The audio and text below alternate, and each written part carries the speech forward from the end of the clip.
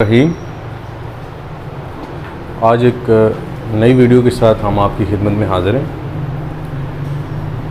नाजरीन, जैसा कि आपको पता है कि हम आपको इनकम टैक्स की भी, अकाउंट्स की, फ़ाइनेंस की जो अपडेट्स हैं वो देते रहते हैं, और उसके हवाले से हम बात कर रहे हैं कि ये जो थर्ड अमेंडमेंट आई है इनकम टैक्स में और सेल टैक्स में, उसके जो मेन फ़ीचर्स हैं वो आज हमने डिस्कस करने हैं। और नॉन फाइलर्स के लिए ज़्यादा मुश्किलात हो रही हैं। बाय थर्ड अमेंडमेंट जो मेन चीज़ें इसमें इंट्रोड्यूस हुई हैं उसमें कुछ सेक्शंस नए भी हैं और कुछ को अमेंड कर दिया गया है। तो सबसे पहले हम ये देखते हैं कि इनकम टैक्स में एक्सपेंसेस की जो लिमिट है वो 2,50,000 रुपये बिज़नेस की जो एक्सपेंसेस हैं उनको लिमिट में फ़ोकस कर दिया गया है। और अब बैंकिंग चैनल के ज़रिए, क्योंकि क्रॉस चेक या बैंकिंग के थ्रू तो था ही, लेकिन जो डिजिटलाइज्ड या डिजिटल बैंकिंग है उसके थ्रू वाला भी रिकग्नाइज्ड हो गया, लेकिन अदर देन आपके जो है वो इससे निकल गया है। अगर आप कैश में पेमेंट करेंगे तो आपको वो नहीं माना जाएगा। ये पहला उसका अमेंडमेंट है। ये दूसरा, जो लोग बाहर हैं, हमारे दोस्त या भाई या जो बाहर से पैसा भेजते हैं पाकिस्तान के अंदर, रेमिटेंसेस के हवाले से बहुत बड़ी एक न्यूज़ है कि उसमें जो बाहर से पैसा पाकिस्तान में भेजते हैं उसमें ये अक्सर इशू रहता था कि जी हमारा जो स्टेट बैंक है उसने तो अलाउ किया हुआ था वेस्टर्न यूनियन या जो दीगर फाइनेंशियल एक्सचेंज कंपनीज़ हैं, लेकिन एफबीआर के साथ ये मामला चलता था, टैक्स पेयर के इश्यूज़ बनते थे, तो उसको अब ख़त्म कर दिया गया है और वो केस हक में हो गया है कि आप अगर बैंक के थ्रू भेजें तब भी, या आप किसी एक्सचेंज कंपनी के थ्रू भेजेंगे तब भी, वो आपका रेमिटेंसेस ही मानी जाएंगी, उसको अब कोई इशू नहीं होगा। अब आते हैं डेंजरस, जो सबसे ज़्यादा इसमें नॉन फाइलर्स के लिए जो इम्पोर्टेंट है, वो जो नया सेक्शन है वो 114B ये ऐड कर दिया गया है। इसके तहत ये है कि जो बंदा नॉन फाइलर होगा, जो आदमी नॉन फाइलर होगा और वो अपना रिटर्न्स जो है टैक्स रिटर्न्स वो इन टाइम नहीं करा रहा होगा, तो उसके जो बेसिक राइट्स हैं वो भी अब गवर्नमेंट ने डेलीगेट कर दिए पावर एफबीआर को कि वो चाहे तो आपके जो यूटिलिटी कनेक्शंस हैं, सिम है, आपके टेलीफोन है, बिजली है, गैस है, इसके कनेक्शंस जो हैं वो डिसकनेक्ट कर सकते हैं। तो ये वो सेक्शन है जिसकी बहुत ज़्यादा न्यूज़ में आ रही है। ये है सेक्शन 114B।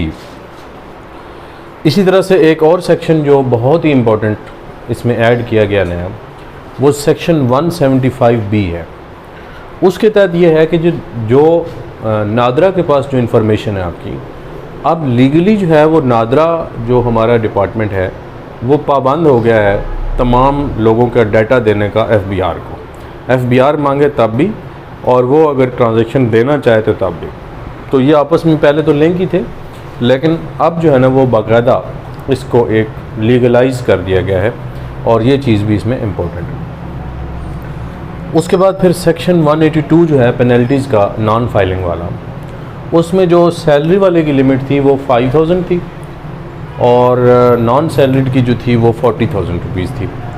और उसको बढ़ाकर अब 10,000 कर दिया गया सैलरीड के लिए, और जो नॉन सैलरीड है उसका 50,000 रुपीज़ जुर्माना जो है वो कर दिया गया।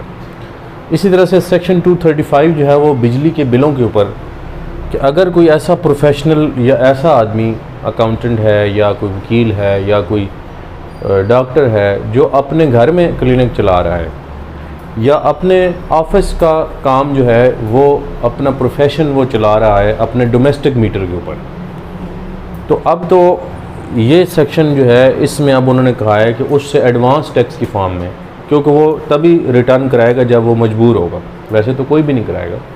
तो अब इस टैक्टिक को यूज़ करते हुए जिसका 10,000 तक बिल आता है उसको 5% उस बिल के ऊपर मज़ीद इनकम टैक्स देना पड़ेगा। अनटिल अनलेस के वो फाइलर होगा तो उसको फिर इससे तो बच जाएगा अपना, फिर वो टैक्स रिटर्न कराएगा जो उसकी इनकम होगी। लेकिन अगर वो नहीं होगा और अपना बिज़नेस वो किसी ऐसे जगह जो उसकी डोमेस्टिक है और अपना घर वगैरह है जहाँ उसकी रहायश है, तो वहाँ पे करा रहा है तो उसका जो डोमेस्टिक मीटर है उसके जो अंदर जो बिलिंग है वो फिर इसी तरह फिर इसकी स्लैब्स हैं 5% है 10% है, इस तरह से मैक्सिमम जो 75,000 से ज़्यादा बिल होगा उस पर 35% तक ये टैक्स जो है वो लग सकता है। उसके बाद जो एक और अमेंडमेंट है वो लोहे की इंडस्ट्री के बारे में है कि उसमें 153 से 24C जो है सेकंड शेड्यूल से निकाल कर उसको 1113 में टर्नओवर टैक्स में ले लिया गया है और उसका जो दूसरा टैक्स था वो उसमें से ख़त्म कर दिया गया, वो 0.25% था। सेल टैक्स के हवाले से भी अब बात कर लेते हैं। वैसे तो और भी अमेंडमेंट्स हैं लेकिन जो मेन हमारी ज़्यादा जनरल पब्लिक को रिलेट करती हैं वो ये 3-4 हैं। अब जो ओपनली जो मिल्क बेच रहे थे और ब्रांड में बेच रहे थे, तो ब्रांड वाला जो मिल्क था वो हमारा ज़ीरो रेटेड पे था, उस पर ज़ीरो रेटेड से हटाकर अब नॉर्मल टैक्स कर दिया गया। तो इस तरह से जो लोग डब्बा पैक या जो ब्रांड के साथ मिल्क बेच रहे हैं उनका अब जो normal rate of sale tax है यानी कि 17% है नॉर्मल रेट। आपको पता है कि हम इसमें 3-4 किस्म की जो हैं वो टर्म्स यूज़ करते हैं। एक ज़ीरो रेटेड टर्म्स होती हैं, एक एग्जेम्प्टेड गुड्स होती हैं, एक जो है वो हमारी नॉर्मल रेटेड होती हैं। तो नॉर्मल रेटेड से मीन्स के उसमें 17% वाला। फिर फ्रूट्स के हवाले से एक बड़ी अहम चेंजेस आई हैं कि पहले जो था वो फ्रूट्स के ऊपर GST नहीं था। तो अफ़गानिस्तान से जो हमारा फ्रूट आता था उसको GST नहीं लगता था। अब उस पर भी सिवाय एप्पल के जितना भी फ्रूट अफ़गानिस्तान से आएगा उस पर हम GST जो है वो उसमें शामिल कर दिया गया है। फिर GST के हवाले से ये बिलों वाला भी अमेंडमेंट है जैसा कि हमने इसमें देखी है। तो अगर आप कोई ऐसा बिज़नेस कर रहे हैं और वो किसी ऐसी जगह है जो कि GST में रजिस्टर्ड आप नहीं हैं या आप एक्टिव नहीं रहे, ये दोनों बातें हैं कि यानी कि आप GST के हवाले से एक्टिव नहीं रहे तो वो आपका ओवरऑल इसमें आएगा। जैसे कि बिल हो 10,000 तक से ऊपर हो तो वो आपका 5% है। 20,000 से ऊपर बिल जाएगा आपका, इट मीन्स कि आप कोई इंडस्ट्रियल या कोई ऐसा काम कर रहे हैं कि 20,000 रुपये बिल आ रहा है, आम आदमी का तो नहीं आता ना, तो वो फिर 7% आएगा। तो यही अप्रोच जो है 50,000 से ज़्यादा वाले पर 17% तक उन्होंने स्लैब्स बना दी। तो ये हमारा अमेंडमेंट्स का सेशन था जिसमें जो है ना वो ओवरऑल आपने लेना है।